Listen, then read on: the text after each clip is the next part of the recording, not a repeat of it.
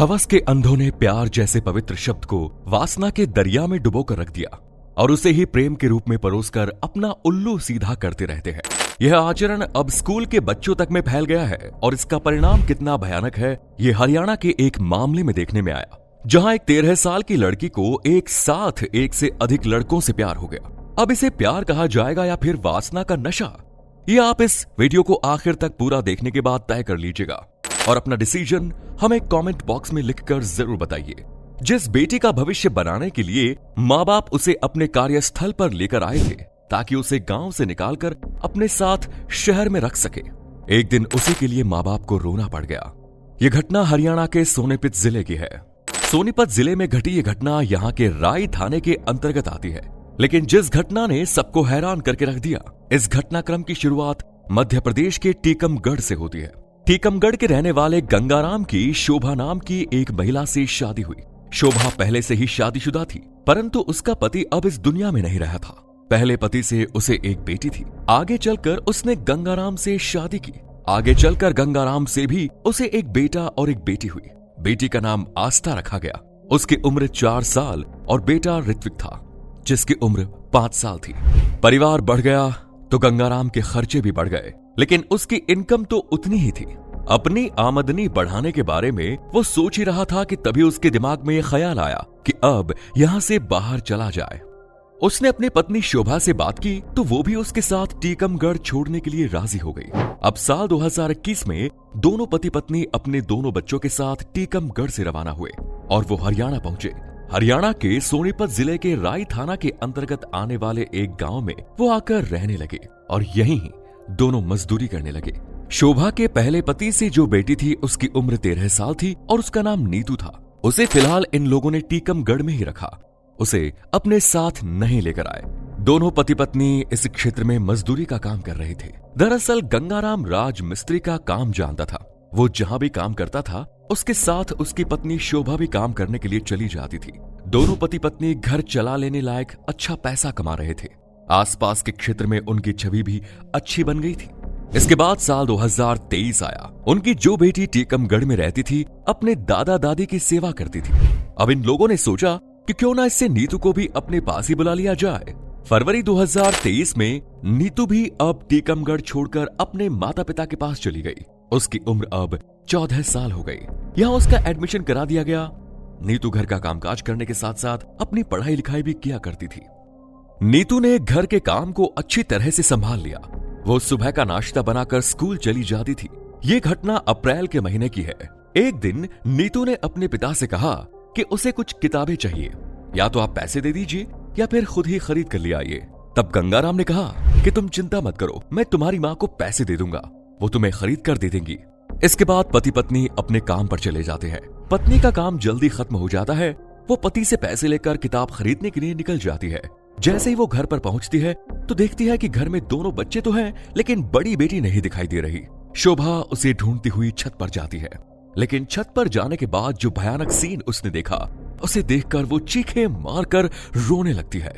उसने देखा कि उसकी बेटी नीतू पेट के बल जमीन पर गिरी पड़ी है। उसकी आवाज सुनकर मकान मालिक और आसपास के लोग भी इकट्ठा होते हैं। इस बीच पुलिस को फोन किया जाता है। नीतू को अस्पताल ले जाया जाता है, जहां डॉक्टरों से मृत घोषित कर देते हैं। नीतू का पिता गंगाराम भी वहां मौजूद पहुंचता है और अपनी बेटी की ऐसी हालत देखकर हैरान हो जाता है। पुलिस आसपास के लोगों से पूछताछ शुरू करती है, क्योंकि शोभा और गंगाराम अभी ऐसी सिचुएशन में नहीं थे कि पुलिस को बयान दे सके। पुलिस अपने हिसाब से इंफॉर्मेशन निकाल रही थी, लेकिन तभी सोमवार गंगाराम ने खुद सामने आकर कहा कि वो इस मामले में कोई कार्रवाई नहीं करवाना चाहते। जाने वाला चला गया, वो अपनी बेटी का पीएम भी नहीं कराना चाहते। तब पुलिस ने कहा कि आप हमें ये सब लिखित में दे दीजिए, तो वो अपना रिटर्न स्टेटमेंट दे देता है। इसके बाद पुलिस डॉक्टर से मिलती है और लड़की का पोस्टमार्टम कराती है। पोस्टमार्टम की रिपोर्ट में ये बात निकलकर सामने आती है कि लड़की की मृत्यु गला घोंटे जाने की वजह से हुई है। पीएम रिपोर्ट में दुष्कर्म की पुष्टि नहीं होती। मामला एक लड़की से जुड़ा था और उसकी हत्या का था, इसीलिए पुलिस अब इस मामले की जांच अपनी तरफ से शुरू करती है। इस बीच यह जानकारी मीडिया को भी लग जाती है कि 14 साल की एक लड़की की इस तरीके से हत्या हो गई और ये मामला मीडिया की सुर्खियां बन गया। नीतू को एग्जामिन करने वाले डॉक्टर ने उसके साथ फोर्स इंटरकोर्स की पॉसिबिलिटी बताई। इस बात को मीडिया ने तूल देना शुरू किया। अपनी जांच के दौरान पुलिस मरने वाली लड़की के माता पिता से भी पूछताछ करती है। माता पिता अभी यही कह रहे थे कि उन्हें किसी से कोई शिकायत नहीं, लेकिन पुलिस ने जब मकान मालिक से पूछताछ की तो मकान मालिक ने बताया कि पूरे घटनाक्रम के दौरान घर में लड़की के परिवार वालों के अलावा और कोई नहीं आया। पुलिस का सीधा शक अब लड़की के माता पिता यानी कि गंगाराम और शोभा की तरफ गया। पुलिस ने इन दोनों से पूछताछ का तरीका बदल दिया। पुलिस की कड़ी पूछताछ के आगे ये दोनों पति पत्नी टूट गए और इन्होंने जो स्टोरी बताई उसे सुनने के बाद तो पुलिस के भी रोंगटे खड़े हो गए। नीतू की कहानी उसके दादा दादी के घर यानी कि टीकमगढ़ से ही शुरू हो जाती है। जब वो केवल 13 साल की थी, उसी समय 6वीं क्लास में पढ़ रही थी। वो 6वीं क्लास के ही एक लड़के के साथ बातचीत किया करती थी। तब उन्होंने ये कहकर टाल दिया कि अभी छोटी सी बच्ची है। अभी ये सब चल ही रहा था कि नीतू को टीकमगढ़ छोड़कर हरियाणा के सोनीपत अपने माता पिता के पास जाना पड़ा। सोनीपत आने के बाद भी नीतू को लड़कों से बातचीत करने का मौका मिल जाता था। दरअसल गंगाराम और शोभा काम के सिलसिले में दिन भर बाहर रहते थे। नीतू अपने दोनों भाई बहनों के साथ घर में अकेली रहती थी। भाई बहन छोटे थे, इसीलिए नीतू इसका फायदा उठाकर खुलकर लड़कों से बात करती थी। उसके पास एक फोन भी था। एक दिन शोभा ने नीतू को फोन पर किसी लड़के से बात करते हुए पकड़ लिया और उसने उसी दिन नीतू की काफी पिटाई भी की। इसके साथ ही शोभा ने नीतू को अच्छे बुरे का ज्ञान भी दिया, उसे समझाया और नीतू ने भी माँ को भरोसा दिलाया कि अब वो आगे से ऐसा नहीं करेगी। लेकिन नीतू माँ को दिए गए वादे पर कायम नहीं रह सकी और उसने एक बार फिर लड़कों के साथ नैन मटक्का और गपशप करना शुरू कर दिया। शोभा हर बार नीतू का मोबाइल पकड़कर छुपा दिया करती है और नीतू हर बार मोबाइल का इंतजाम करके लड़कों से बातचीत करती है। वो अभी बाथरूम में छुपकर बात करती है तो कभी रात में उठकर बात करती है। गंगाराम भले ही ना समझ पाए, लेकिन शोभा इस बात को समझ गई थी कि अब नीतू उसके हाथ से बाहर जा रही है। लगभग 1.5 महीने में नीतू कम से कम 50-60 बार लड़कों से बात करते हुए पकड़ी चुकी थी। शोभा अपनी तरफ से सारी कोशिश करके हार चुकी है। आगे क्या करने वाली थी, इसे जानने से पहले अगर आपने हमारे चैनल को सब्सक्राइब नहीं किया है तो जल्दी से सब्सक्राइब कर लीजिए, क्योंकि हम ऐसे ही वीडियो आपके लिए लाते रहते हैं। शोभा अब इस बात को गंगाराम के कान में डालती है। गंगाराम को जब भी बात पता चलती है तो वो अपनी बेटी को मारता पीटता और समझाता है, लेकिन वो शायद भूल गया था कि वो नीतू का सौतेला पिता है। पर नीतू को ये बात अच्छी तरह से याद थी, इसीलिए नीतू ने अपने सौतेले बाप को जवाब देने में कोई कसर बाकी नहीं रखी।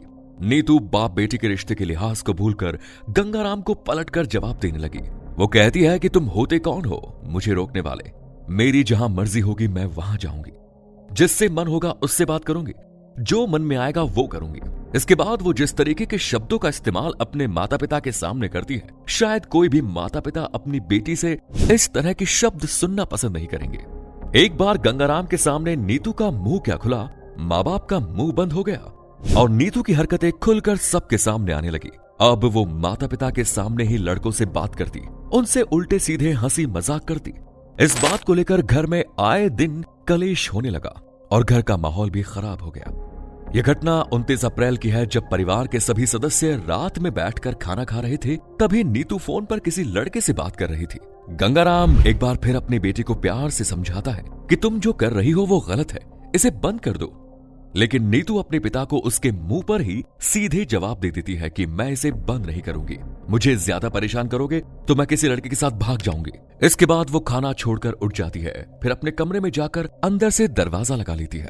आज गंगाराम और शोभा को इस बात का एहसास हो जाता है कि उनकी लड़की नीतू अब न केवल उनके हाथ से निकल चुकी है, बल्कि वो उनकी बदनामी का कारण भी बनने वाली है। इतना ही नहीं, घर में मौजूद 2 छोटे छोटे बच्चों पर भी इसका बुरा असर पड़ रहा है। इन सब से छुटकारा पाने का वो दोनों एक भयानक तरीका सोचते हैं और उसको अंजाम देने की तैयारी करते हैं। सुबह 7 बजे दोनों नीतू के कमरे में जाते हैं। गंगाराम नीतू के पैर पकड़ता है और शोभा नीतू के सीने पर बैठकर उसका गला दबाने लगती है। थोड़ी ही देर में नीतू दम तोड़ देती है।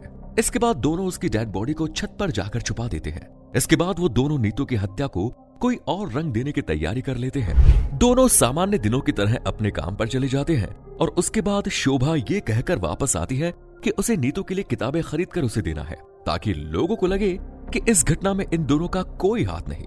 वो तो अपनी बेटी की किताबें खरीदने के लिए गए थे। घर आने के बाद चीखने चिल्लाने और रोने का ड्रामा करते हैं ताकि हत्या का शक किसी थर्ड पर्सन पर चला जाए। लेकिन फाइनली दोनों कानून के शिकंजे में आ जाते हैं।